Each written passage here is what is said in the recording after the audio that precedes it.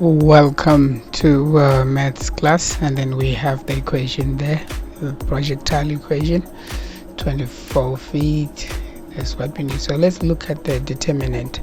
So the determinant is actually b squared minus 4ac, which is called delta. If it's greater than 0, so which means you're going to have two possible answers. You're going to have x is equals to minus b plus root b squared minus 4ac all over 2a, and then the other possibility is that you're going to have x is equals to negative b negative root b squared minus 4ac all over 2a. So you have two distinctive real solutions. So if it is equals to 0, you're going to have okay, those are the two possible for the first one. The second one, if delta is 0, you're going to have negative b over 2a. So the plus minus is 0, so we don't have that part. Then when it's less than 0, you're going to have a situation where x is negative b plus or minus square root of a negative number.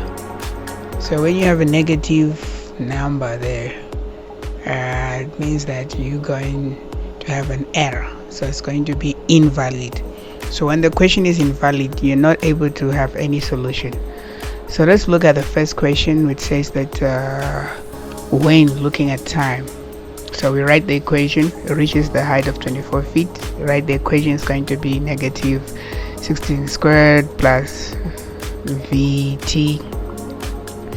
Okay, the initial t, so we substitute height is 24, negative 16t squared plus our v initial is 40, so that's 40 feet per second multiplied by time, and then we have that equation. Moving it to the left will give us positive 16 t squared minus 40 t, okay, and then plus 24, that will give us 0.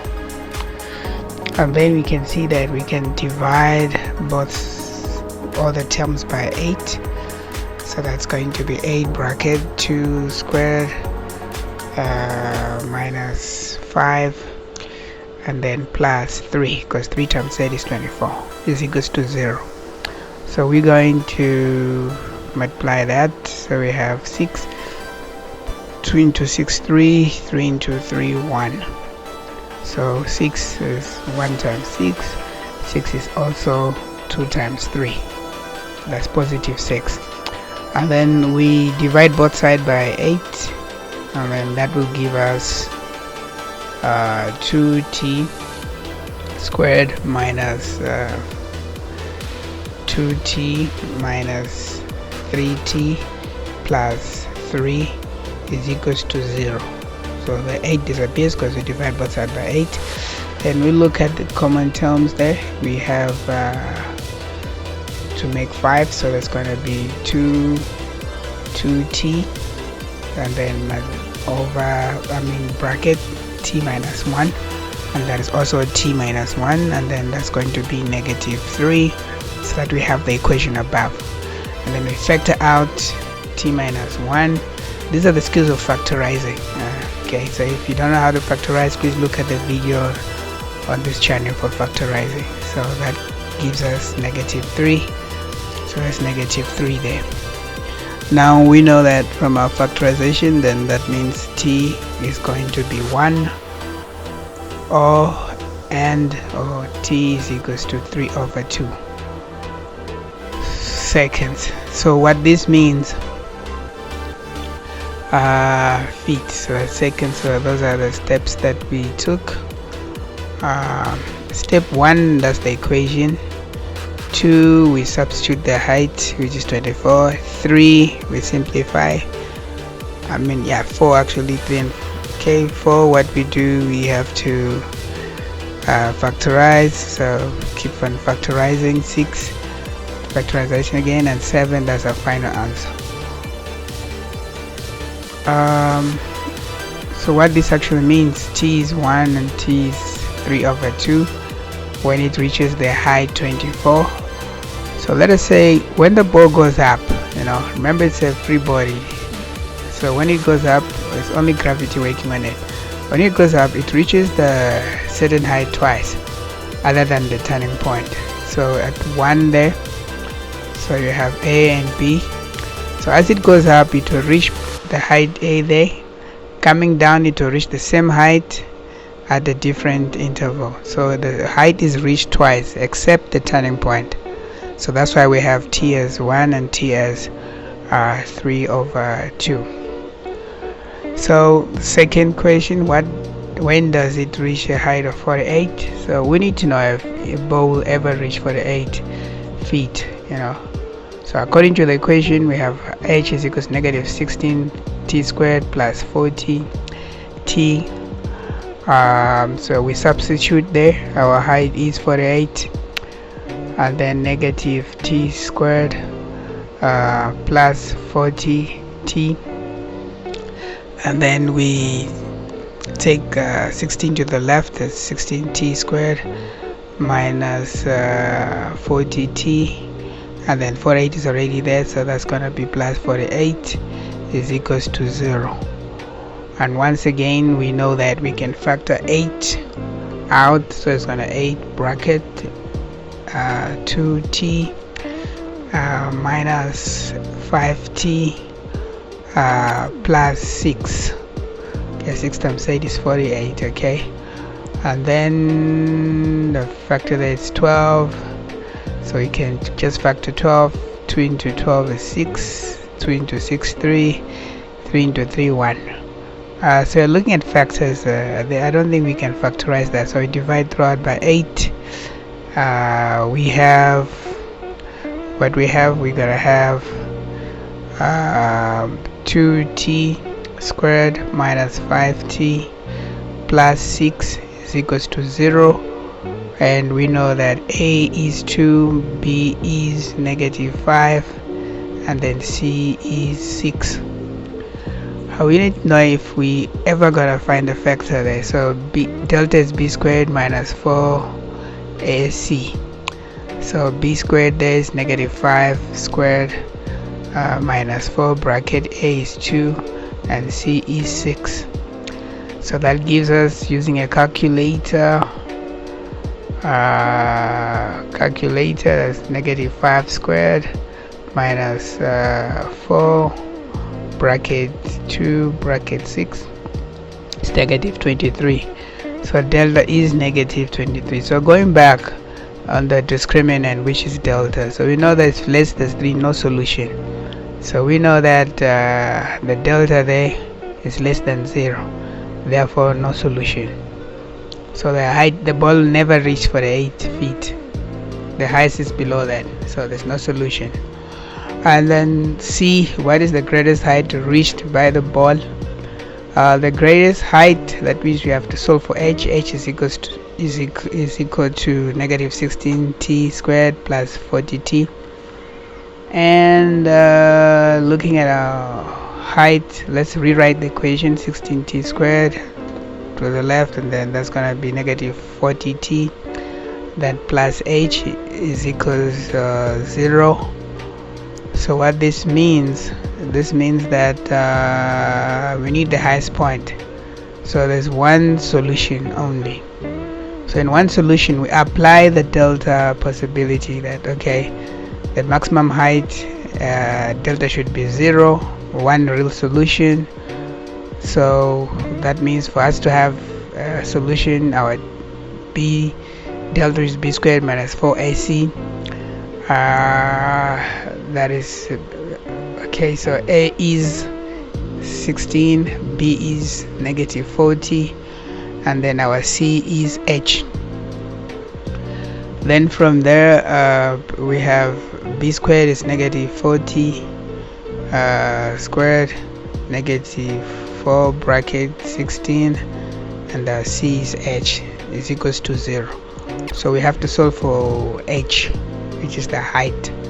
So solving for h there will give us negative 40 squared negative 4 multiplied by 16 multiplied by h So negative 40 squared is 1600.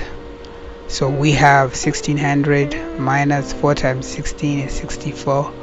So 64h is equals to 0. So what we do, we move the negative 64h, we move it to the right, giving us 64h is